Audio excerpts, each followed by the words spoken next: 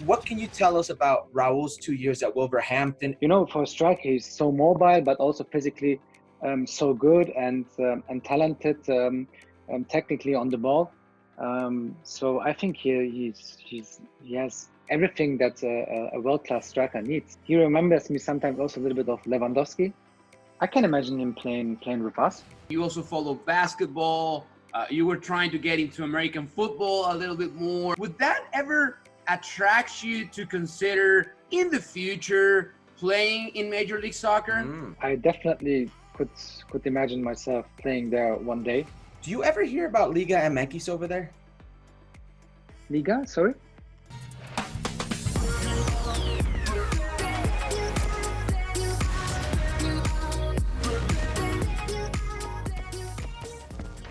Hércules, charlas de cuarentena nos llevan hoy hasta Manchester, donde nos sentimos muy privilegiados de tener a uno de los mejores futbolistas del mundo en uno de los mejores clubes del mundo. Vamos a hacer la entrevista en inglés, así es que a partir de ahora comenzarán a correr los subtítulos en español. We're so stoked, happy, excited to have on the show, back on the show actually, because we have talked to him before during the ESPYs, our good friend İlkay Gündoğan, all the way from Manchester, is where we had the fake claps. İlkay, it's so good to talk to you. Thank you so much for taking the time. How are you? How are you spending this different days in quarantine in Manchester? How's it been like for you? Yeah, thank you so much, guys. A pleasure to see you guys again. I mean, obviously the situation is not easy, to be honest. First of all, because I don't have my friends, I don't have my family around myself. So I have just one friend here who lives in Manchester as well. So we both are most of the time kind of alone. We try to get in touch with all of our loved ones via FaceTime or video calls. So obviously that makes everything a little bit difficult. But then also normal life kind of stopped. So I don't go to work. I don't have my everyday work routines. I'm a little bit out of my rhythm, to be honest. I used to have set times where I went to bed, where I woke up. So obviously all got mixed up a little bit. So at this difficult time, it's about self motivation, I think, especially in terms of my training, you know, and doing my stuff that I have to do in the gym. That's why we have also set schedules from the club, training sessions that we have to do. But it's not a normal situation, so that makes it I think the weirdest one that I had so far, I guess, in my life. But I also believe that we will overcome this and we will get stronger out of this. Absolutely. İlkay, I wanted to ask you, you've been described as the complete midfielder. Your technical ability, your work rate, your vision, your creativity, two-way player. How difficult or easy is it to play in Pep's system, Pep Guardiola's system? That's a good question, to be honest. I mean, it's not easy. It's always tough because obviously Pep has standards. And he has expectations for each player, not just the midfielders, also strikers, defenders, goalkeepers. So he has a plan, like all the other managers as well. But I think the way he's thinking about the game, all the details he includes into his tactics, makes it quite tough and challenging for every individual, you know, to get into the system, you know, and of course also to show his own individual creativity as well.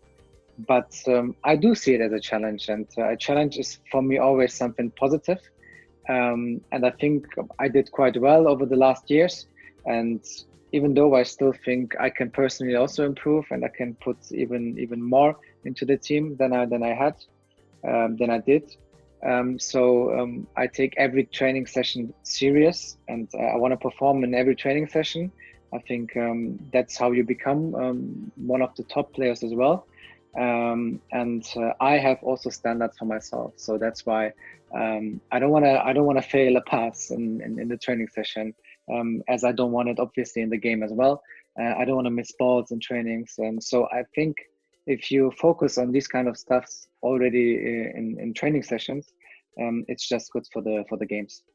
What's the biggest thing you have learned from Pep? What that has made you a different player? What's the one thing you can name that he has taught you, that you learned from him, that has improved your game? I think the biggest thing I've learned is to visualize the spaces on the field, where you kind of get one player more. You can see the space where you have to put the ball, the pass. I try to see the game more as one. Every single corner of the field. I try to always be ready and be focused for every single situation. Where do my opponent want to attack me? Which way can I turn? Where is my teammate free?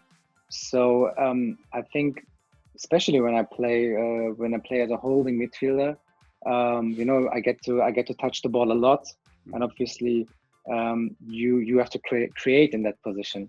So whether it's a 2-on-1 or a ball through the defense, so see the whole game as one whole thing, and I think that's something that I haven't done like that before, and that's mainly because of Pep's input.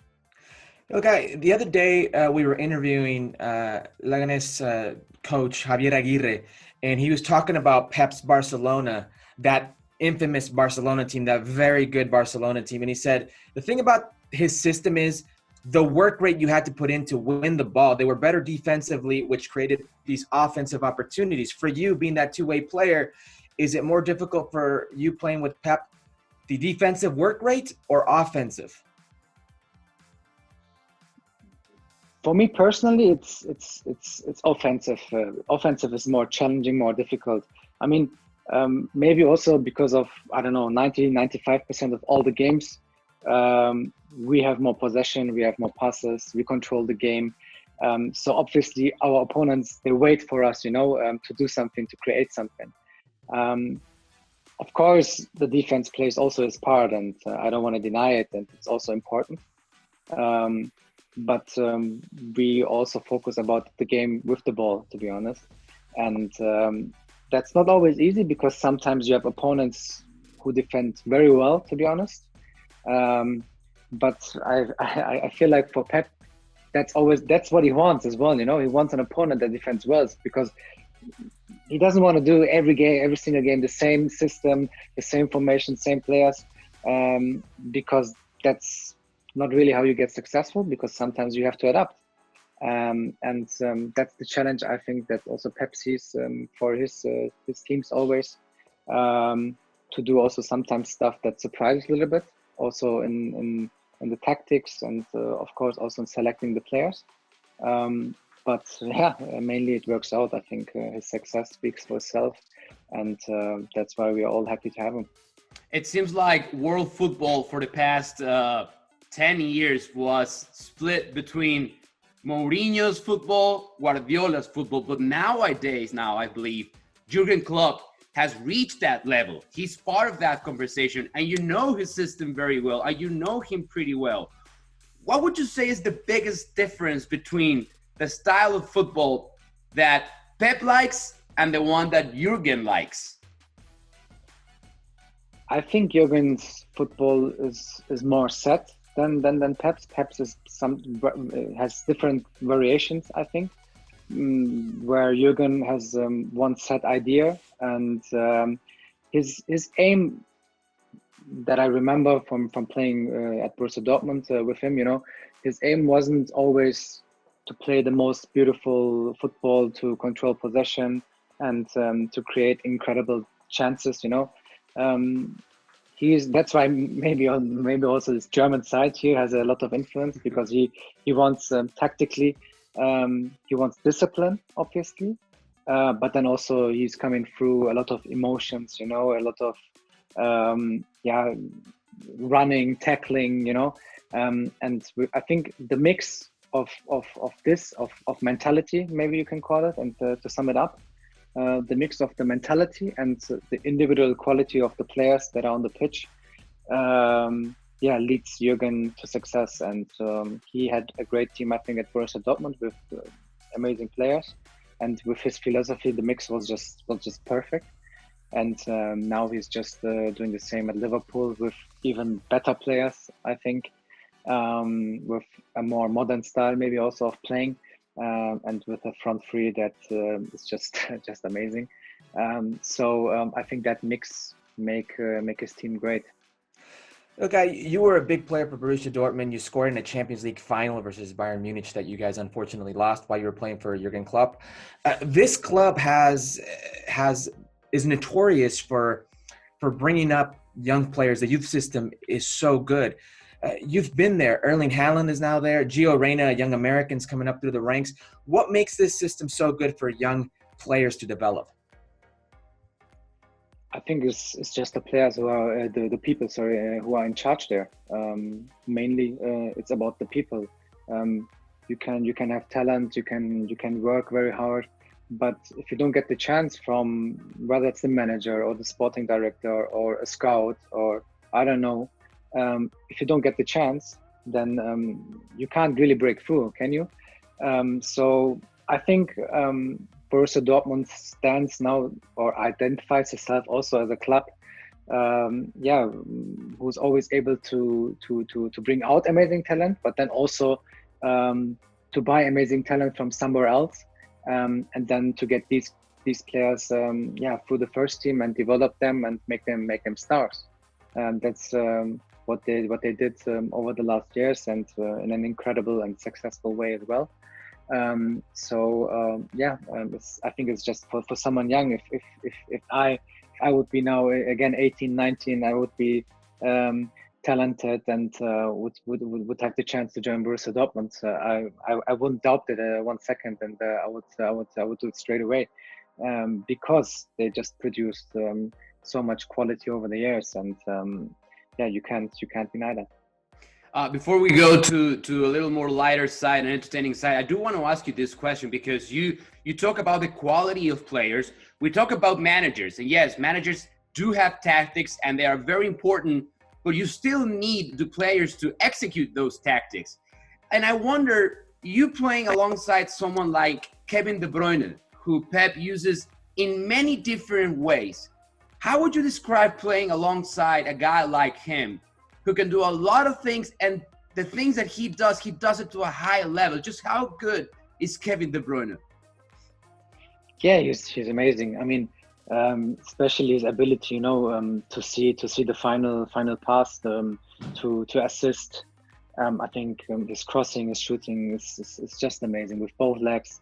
So already when Kevin has the ball and when he is in a certain position, where the ball is going to land. And I think that makes it so easy for our strikers, to be honest. To smell the situation, if that makes sense, and then to break through into that space. It became nearly like a routine, when Kevin has the ball at, let's say, at the wing, it's going to come either first post very hard or second post, and you can always rely on that ball, so you are always sure the ball is coming. And if the defender is if his anticipation is not perfect, you always get a chance to score and to have a chance. You obviously have a very good eye for talent. In our sector of the world, Raúl Jiménez is a big deal, and he's having an unbelievable 2 seasons with Wolverhampton. I believe the last time he played against City, he actually caused a lot of danger for you guys. He was instrumental in the victory for them. What can you tell us about Raúl's 2 years at Wolverhampton, and do you see him maybe jumping to a bigger club? I see Maurizio laughing there. He's so happy. Yeah, he knows why. He jinxed you. Sorry. No worries. I do feel like, and I thought that also when I saw his first games already for Wolverhampton, and especially when he played against us. For a striker, he's so mobile, but also physically so good and talented, technically on the ball. So I think he has everything that a world-class striker needs, and if I could compare, maybe not on that level yet, but he remembers me sometimes also a little bit of Lewandowski. So because I played with him, and in terms of style, I think there's still a lot of potential, and he can get there. I don't. How old is he now? I'm 29. 27. No, 27, is it? No, he's 29. I'll double I think check. he's 29. Yeah, but So, Ilkay, if you were to put him, if you, because you see the Premier League teams all the time, you play against them, you scout them. If there's one team that you think he fits perfectly in that system that isn't Wolverhampton and is part of the Big Six, what team would that be? oh wow, that's not easy. I mean, I can imagine him playing with us. To be honest. Wow. But then, sometimes sometimes it's so difficult to predict something. So, of course, a player can have all the quality and everything it takes, to play for a Big Six team or to play for the best teams in the world. But then sometimes, it happens, and then it doesn't work out. It's not because of the player, sometimes because of the club, or just the environment, it's the wrong timing. Right. So it's so difficult to predict, to be honest. But I think if you would get a chance in every single top six team, there's a good possibility that he can do well. Yeah, he's 28. Oh, wait. In between. In between. Yeah. In between. So, Ilkay, what kind of hobbies do you have that you now have explored and have the chance to do a little more now that everybody's routine is different? But I guess you have some hobbies. I don't know if you like video games, you play FIFA, you like watching movies, series. What are your hobbies and what are you doing right now at home? Yeah, a lot you have already mentioned, to be honest. I mean, of course, I have to train, but that's not a hobby. That's my duty. So sometimes it's not easy, to motivate yourself to go to the gym, but I have to. But apart from that, I started recently cooking a little bit more. Oh, wow. Because I have to take care of myself. So I just have to do it, I guess, and that's why. How would you rate yourself? How would you rate your cooking so far? Very average, I would say. Still plenty of room to improve. But I can eat it, and I'm still alive. So, exactly, it's edible. I guess it's all right, and I can handle it. But I play PlayStation as well with my friends sometimes. We play FIFA, or I just started playing Grand Theft Auto as well a little bit. Nice. So to get a change, to try out something.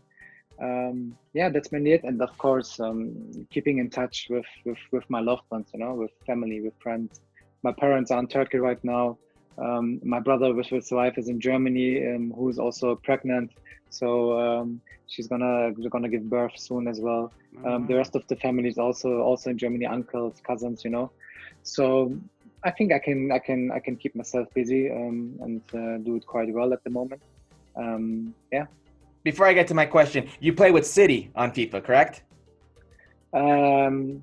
We created like a pro for my my friend who looks also like him, and we transferred him to Lille or Lille, because actually my friend's girlfriend, she's from Lille.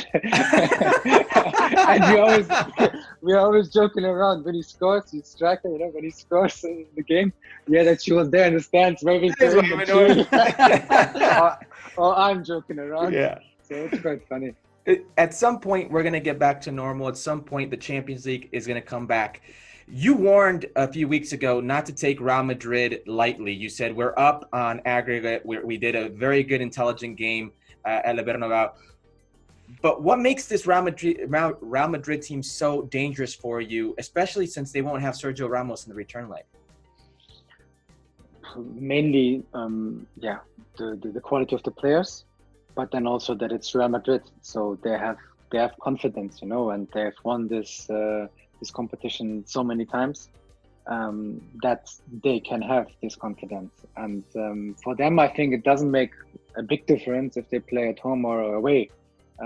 So obviously, winning the first game away is great for us, but I don't think that anything is won yet. That's why I was of course happy after the game, but I was not overwhelmed because I wanna take everything still so serious as it's just possible. And you're playing against Real Madrid, so never forget that. And I still think they can cause us problems. But if we play like we did in the first game, then I'm sure we can go through that round. Okay, If it's gonna be played, for sure. I don't know. Yes. We'll have to wait and see for that and hope that it happens. You say you play FIFA. I play FIFA. I'm not any good. I'm trying to get better. Herc is also trying to get better. So we need your help. Okay.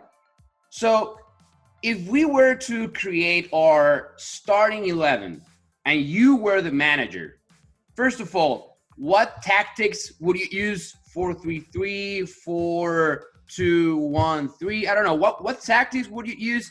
And if you could start the 11 players, let's just create a starting 11 with players that you have played with at the club level or national level. So help us out with that. I love 4-2-3-1 as a tactic. So classic to all the midfielders, one a bit more offensive style, one a bit more defensive qualities, a clear number 10 and the striker. So and 2 wingers. That's the formation that I really like, to be honest. Okay.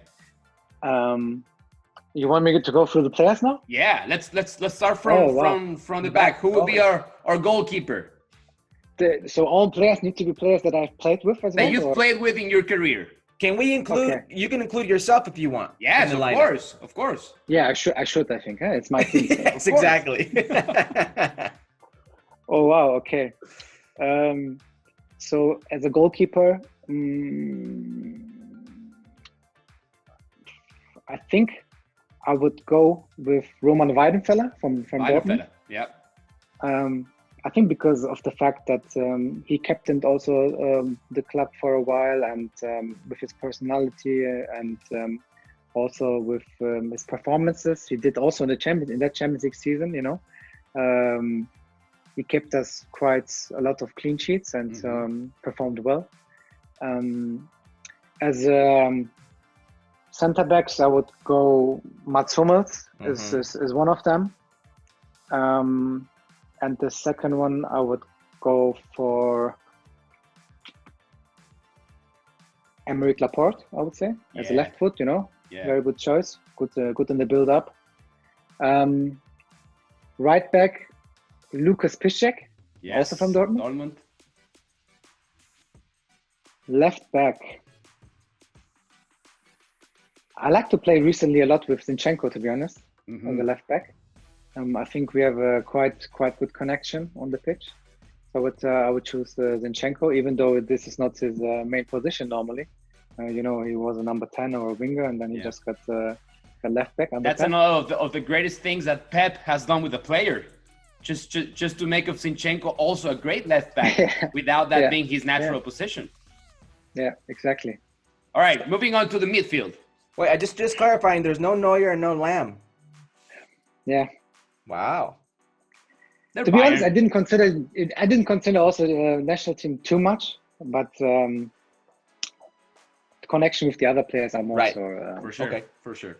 It's not everything is not just quality. Sometimes it's sympathy. Chemistry. It's not personal. Exactly. Nobody takes it personal.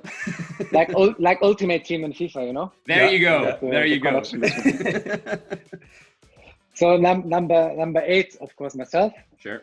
But then because defensively I have some weak points, I need someone strong defensively next to me, and I think I would go for Fernandinho. Yeah. Number 10, Mario Götze in his prime. Yeah. Unbelievable. Wow. Unbelievable. Right side, I would put Kevin. Sure. Kevin De Bruyne. Yeah. And then the left side, I would put. I have 2 very goods there. I have Royce and I have Leroy. Ooh. So that's a tough one. You should probably go. It's your team. You should probably go with your current teammate. No, he's my neighbor. I see him quite often. Oh, okay. He annoys me sometimes, so I go with Royce. Good. Yeah, good choice. I put Leroy as a sub. And then striker, I think I would go with Lewandowski. Yeah. Yeah, unbelievable You player. have to. No Ozil. No, I mean I can just choose 11. So Yeah, I don't know yeah. who do you want me to replace him with? No. You're absolutely right. To be honest, this was a mix now between Dortmund and Man City. Yes, I haven't pretty picked much. the other player. So let's just say Let's keep it these that two way. teams. You know, Okay. exactly. Pretty much. No pretty national much. team. So That looks good. We were also. I remember when we talked in Los Angeles when you were there, and I remember you telling us about you also have interest in different sports, not only football, but you also follow basketball. You were trying to get into American football a little bit more, and I don't know if you were able to follow before the pause, obviously, how interesting the NBA season was with the Clippers and the Lakers and everything going on in Los Angeles. Would that ever attract you to consider in the future playing in Major League Soccer? honestly, I love the US. So I definitely could imagine myself playing there one day. I don't know when, because obviously I still have a contract going on with Man City.